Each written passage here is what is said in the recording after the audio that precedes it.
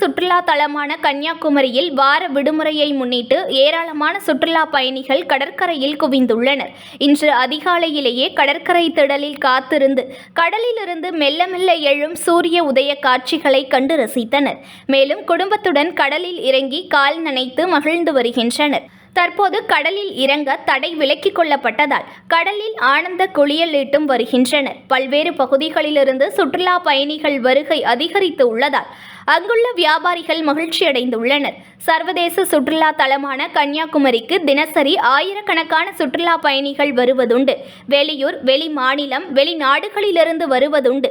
கடந்த 10 நாட்களாக குமரி கடல் கொந்தளிப்புடன் இருக்கும் என தெரிவிக்கப்பட்டதை தொடர்ந்து கடலில் இறங்க அனுமதி மறுக்கப்பட்டது. தற்போது கடல் சகஜ நிலைக்கு திரும்பியதால் தடை நீக்கிக் கொள்ளப்பட்டது.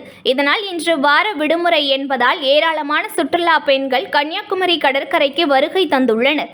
அவர்கள் அதிகாலையிலேயே வருகை தந்து கடலிலிருந்து எழும் சூரிய உதயத்தை காண திருவேணி சங்கம் கடற்கரை திடலில் அமர்ந்து சூரிய உதயத்தை கண்டு ரசித்தனர். ஏராளமான சுற்றுலா பயணிகள் வருகை தந்ததால் கடற்கரை களை கட்டியது. மேலும் கடலில் இறங்கி கால் நனைத்தும் குளித்தும் குடும்பத்துடன் மகிழ்ந்து வருகின்றனர். சுற்றுலா பயணிகளின் வருகை அதிகரித்து உள்ளதால் கடை வியாபாரிகள் மகிழ்ச்சியடைந்துள்ளனர். மேலும் சுற்றுலா பயணிகள் பகவதி அம்மன் கோவிலில் சென்று சுவாமி தரிசனம் செய்தும் நடுக்கடலில் அமைந்துள்ள விவேகானந்தர் நினைவு பாறைக்கு படகில் சென்று பொழுதை கழித்து வருகின்றனர்.